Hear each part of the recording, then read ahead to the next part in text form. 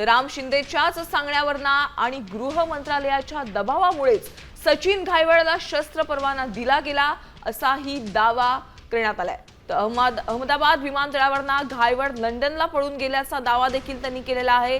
त्यांनी संतोष बांगर, तानाजी सावंत यांच्या कुटुंबातील व्यक्तीनं निलेश घायवळला मदत केल्याचाही आरोप केलाय। निलेश गायवाळ हा जो मोठा गुंड आहे ते महाराष्ट्राचे आजचे जे सभापती राम शिंदे सर यांच्या फार जवळचे आहेत।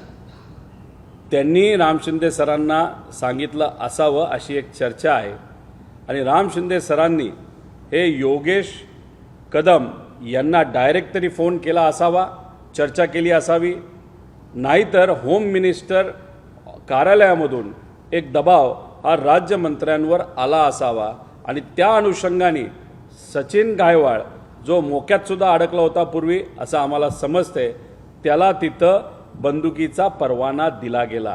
हिंगोली जिल्ह्याचे संतोष बांगरचं नाव नक्कीच चर्चेत आहे, कारण त्यांचे फोटो हे अधिवेशनामध्ये निलेश गायवाळ बरोबर दिसतात। ज्या पवनचक्क्या असतात, ज्याला आपण विंडमिल म्हणतो, तिथं जी काही जमिनी घेतल्या जातात, शेतकऱ्याला ज्या धमक्या दिल्या जातात, त्याच्यामध्ये निलेश गायवाळच्या गँगचा आणि स्वतः निलेश गायवाळचा तिथं इन्व्हॉल्वमेंट आहे आणि त्याला तानाजी सावंत साहेब स्वतः नाही पण त्यांच्या परिवारातले काही लोकांचं नक्कीच पाठबळ आहे।